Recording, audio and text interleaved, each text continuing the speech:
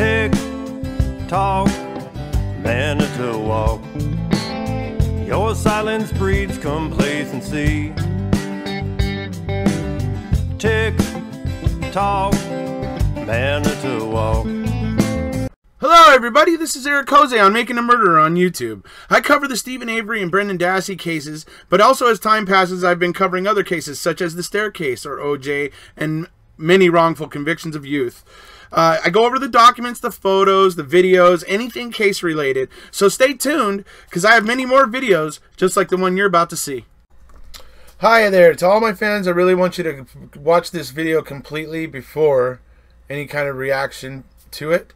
So please hear me out fully before anything. So today that we're going to be talking about the Conspeared podcast and the kind of the really cruddy thing that they tried to pull over there. But that's fine. You know, we can rise above that as supporters. But please listen to the entire video before reacting. And please, you know, before reacting, please listen to their entire podcast first. Because it's important to be knowledgeable and to know what you're talking about and to do a little bit of the research before you make the ill-fated, you know, well, before you make an ill-advised decision, really, like the two hosts over at the Conspeared podcast did recently. You know, I thought after the last time that, you know, I dealt with Jerry over there at Conspeared, that him and I saw eye to eye, and that there was like an understanding, but apparently I was wrong. This will be followed up obviously tomorrow with a live where I will talk about this and hopefully, you know, get everybody to understand what I'm saying about reacting with class and how Stephen Avery supporters, I want them to have that reputation, not to have the reputation of hotheads who can't control themselves and who are, you know, who act very, very poorly. I want to do something about that and make sure that we don't get that stigma. So I want to make an appeal to you guys, my subscribers, my fans, the people that, you know, religiously come here to watch my content. I would like to ask you to do something for me. I would like you to listen to these two people's podcasts, Jerry and his co-host. I don't even know her name. I didn't even bother trying to figure out what her name is. She's so full of contempt for people who feel passionate about Stephen and Brendan's innocence, or at least Stephen's innocence, that it poisons the entire podcast, really. So I didn't even bother going to remember her name. But Jerry, on the other hand, I do remember his name, and I thought we had an understanding, like I said, but they spend the first 10-15 minutes of their podcast just talking with great deal of contempt about Stephen Avery and Brendan Dassey supporters, and how they were persecuted by, you know, Stephen Avery and Brendan Dassey supporters, who were basically just trying to suggest some of the facts to them, because their first podcast relied heavily on what? Ken Kratz's email. They were reading articles and everything, all the stuff they were reading were all things that stemmed from that email, as you all know, because you watched the Texas Tech Law Panel discussion on my channel recently. You know that all of those things, and those are the things they were talking about that were like the proof, right? So those are the things they were talking about, and so they all came from that email, and so you all know what I'm talking about. So that was what they were basically doing in their first podcast. So we were trying to point out to them, look, hey, if you guys are actually interested in some of the reality here, Ken Kratz didn't tell you this or this. So that's what we did. Now, some of the fans, some of the people that were getting involved with that and saw what Conspeared had done, they, I think, went a little overboard, got a little bit too overboard, and got a little bit derisive and unpleasant. I would like to ask everybody not to do that. But I would ask you to listen to the Conspeared podcast. And then I would like you to go on Twitter and make a very, very kind, you know, remember to be kind, but make a very, very well thought out criticism. But kill them with kindness. Okay, don't just go in there being derisive and jerks, because that's what they're trying to paint Stephen Avery supporters as in the first 10 to 15 minutes of their podcast. That's what they're trying to make you. That's what they want you to become. Don't do it. Go over and kill them with kindness. Please listen to me and go over and kill them with kindness.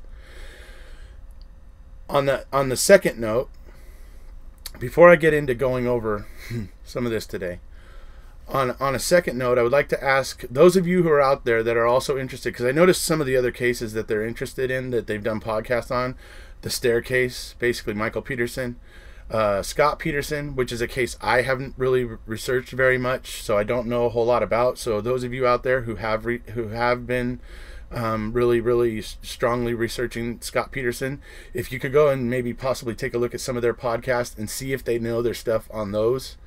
I want to see if there's any of these cases where they actually know their stuff, or if it's basically all just like drive-bys and lighting each case up with a machine gun, basically. So they had some on Scott Peterson and Jodi Arias. So those of you who have studied Jodi Arias, if you could please go over there and take a look and just see how well informed they are, and if they really are getting their facts straight on these cases. If maybe they're just doing a horrible job on the Stephen Avery case. I'd like to see what your guys' opinions are of that, if possible. When you go over to comment to them on Twitter and give them your opinion, when you give them your kindly worded criticism, take a screenshot of it, so that if they try to suggest that the Stephen Avery, the big bad Stephen Avery supporters came after them and were mean to them again in their next podcast, then I can make a video showing the opposite of that. And if they want to continue this. So if they want to continue this, that's fine. It's only going to create more attention. So, but there's another way to do that, Jerry. There's another way we could do this, brother. Because trust me, when I was listening to the beginning of your podcast and I'm listening to your co-host talk about the YouTube channel and ridiculing the YouTube channel and how it was all these people are dedicating their lives to this and da. We all work and have jobs and have real lives, but true crime is one of our passions. And sorry, but she was also wrong, and you guys really should do your research. You really should do your research, and for two reasons. Number one, I don't just cover Stephen Avery; I cover other cases. And number two, you couldn't even remember my name. You couldn't even remember Eric Jose. Okay, it shows you didn't do your research. You chose to dedicate 10 to 15 minutes of your podcast to something and didn't bother to do one scrap of the slightest bit of research on it. Because you would have found two things. Number one, I talk about a few other cases, several other cases actually on my channel besides Stephen Avery and Brendan Dassey. And number two, you couldn't even do enough research to figure that out, or that my name is Eric Jose. And I also heard you, Jerry, when you were talking and being all derisive at the beginning there, you were saying, yeah, he has a YouTube channel or whatever, but I'm not going to suggest that. Yeah, dude, that's classy, brother. That's real classy. You know what that tells me? That tells me you're afraid to send your listeners here. I hope you understand that's what that told me when you did that. So, hey, dude, I'm not really mad about this, and like I said, I really do encourage you, my supporters, my fans and stuff, go over and kill them with kindness. Kill them with kindness. Now, I will say that Jerry and his co-host were actually a lot better about critically looking at the evidence in this episode. I will say they had improved in that sense, so I will give them credit where credit's due. They actually seem to be doing a little bit better job on that. Unfortunately, they still seem a little bit like people who watched the documentaries and then went on the internet and looked at some articles and looked up and Googled some stuff, but that they never actually have looked at any kind of documents, or maybe even gone on to Reddit. any kind of everything that they talk about is really superficial when it comes to talking about the case. So it was especially, you know, distressing to me to hear him, you know, him and his co-host talking like that at the beginning. I thought it was really poor taste. I actually did have some respect for him after the last thing went down, because I was just expressing to him, look, hey, I'm just giving you another side of it. And the fact of the matter is that when you listen to their first podcast about Stephen Avery, they multiple times invited criticism. Multiple times they invited criticism. And I offered my criticism very nicely. Now, I did it with Carla Garcia, and Carla Garcia was pretty fired up. She was very fired up. You know, so I understood Jerry's point of view and his co-host point of view, that some of the supporters had come on a bit strong, which is why I'm asking people to be a little bit more thoughtful this time. You know, obviously, because I don't want us to go over and prove them right after all that crap that they were saying at the beginning of their podcast. So I really want you guys to go over and show them that Stephen Avery supporters and Brendan Dassey supporters have class, and that we have dignity, and that they can't take that from you. I would really love it if we could do that. So the point is that they invited criticism, you know. They invited it originally. So me and Carla made that video. Then they wanted to cry foul. Now, look, did it get a little crazy because people were criticizing them? Well, you know, yeah, it did a little bit, but hey, that was a learning experience for everybody. Okay? So this time, like I said, try to remember to be classy, but offer your criticisms kindly. As I was listening to their podcast, there was a few things, because Jerry's co-host is very much, there's no illusion as to what she thinks about Stephen Avery. Absolutely none. It's pretty clear what her opinion is, and that's fine. I have, as anybody here knows on my channel, I don't hold it against anybody if they believe Stephen Avery's guilty. They're allowed to come on my channel and talk and speak their mind, so long as they don't get abusive or start name calling or doing anything like that. Those people are perfectly welcome on my channel, and everybody knows that, because you've all seen them commenting in the live chats when I go live, which there will be a live following this video, trust me. So the fact of the matter is that I don't hold it against anybody just because they think that Stephen Avery is guilty, or Brendan for that matter. But I do when you conduct yourself in the way that Conspeared has chosen to conduct themselves in this podcast. So she got into talking about Zellner and her motives, and how she said Zellner just took this case. She was talking about Zellner's motive. Well, what if she just took this case to get publicity and all that? Well, being the very first private practice in the country to be kind of dedicated to wrongful convictions, publicity is something she wants, because she's trying to forward the cause of wrongful conviction and criminal justice reform, right?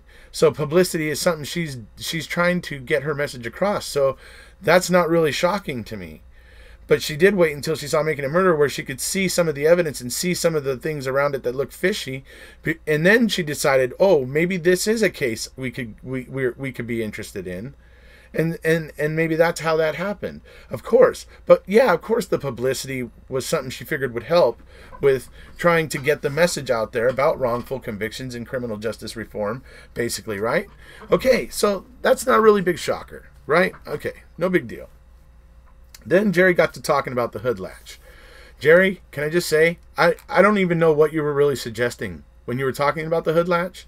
You were trying to say, I think you were suggesting they didn't have enough people open it. I think that's what you were trying to say. You might want to go back and listen to that bit, because I think that got away from you. Because the hood latch experiment, and this is something I covered the last time we crossed paths, was I focused on the hood latch experiment. What's significant about the hood latch experiment, Jerry, is that they had 15 different openings of the hood. Okay, and only 4 out of those 15 openings registered a measurable amount of DNA. Only 4 out of 15 had a measurable amount of DNA. Okay, Those amounts were 0.04, 0.06, 0.07, and 0.09. All of them were under 1/10 of a nanogram. Okay? Now here's where I get to the really significant bit, Jerry, because I really didn't understand what you were trying to say at all during your podcast. The amount that they are saying that was tested on the swab that Stephen Avery supposedly left on the hood latch was 1.9 nanograms. That's almost 2 full nanograms. That's the significance of the hood latch DNA, Jerry. Just in case you were unclear on that. So anyways, moving on. I will say that some of the other things you guys were talking about in the podcast, Jerry, some of them weren't quite so off as that. Some of the things you guys were saying were, interesting, I'll say, but anyway. So, I don't know. I have a suggestion, guys. Look, how about in the future, when you're going to talk about Stephen Avery, how about you maybe give me a chance to call in and offer a different point of view? If you did that, then maybe you wouldn't get all those people getting on you about, they felt, that they feel that you didn't fully research the case or get all your facts really straight. If you have somebody on that actually has researched the case quite a bit, instead of just doing the kind of drive-by style that you guys are kind of doing right now, I don't know. It's just a suggestion. I'll be more than willing to call into your show and talk to you guys if you guys are talking about Making a Murderer in Stephen Avery. And I will not hold it against you that you guys think that they're guilty. I will not hold it against you. That's the truth. You guys should know that from dealing with me the last time. I don't know why. I don't even know why you guys kind of chose to rear this back up, other than maybe you were just looking for more attention again. Maybe that's why. So, just found it highly disrespectful, though, at the beginning there, where Jerry, your co-host, is ridiculing my YouTube videos and all that stuff, saying that my whole life is Making a Murderer, and that's all I ever talk about or think about. If you went through my channel, you'd see that was not a valid statement. And then you can't even be bothered to remember or look up my name when you're going to talk about me and the other people that were involved the last time you guys talk about Stephen Avery. Sorry, dude. I mean, hey, I did have some respect for you before, because I actually thought you were pretty reasonable. And you even refer to me in this video. You even say it in the beginning that, there was that one guy. That's how you refer to me, that one guy. You couldn't even remember. You couldn't even remember who I was. You couldn't even say my name so that other people on your channel would possibly go over and see what I had to say. You were afraid of people being able to go and see what I had to say. So I'm going to make sure, because I'm going to be all over your Twitter and posting my video, and I think my concerns are valid. So, we can talk about this and be men and handle this like civilized people, or we could start this snipe fest that you guys just wanted to start here with this podcast. It's up to you. Let me know. You can find me on Twitter. That's about it, folks. Remember. Kindness. Kill them with kindness. Don't feed into what they're trying to do. Don't let them turn you into what they're trying to turn you into. Go over there. Use kind words. Offer your criticisms kindly. And show that Stephen Avery and Brendan Dassey supporters are intelligent, very, very well-meaning people who are classy. Just go over and kill them with kindness, please. We want to dispel anybody who tries to create that stigma around Stephen Avery and Brendan Dassey supporters, and so I want to combat it by not being what they tried to make you or make us. It's unfortunate. So remember, be kind, and if you haven't already, please hit subscribe. We'll see ya.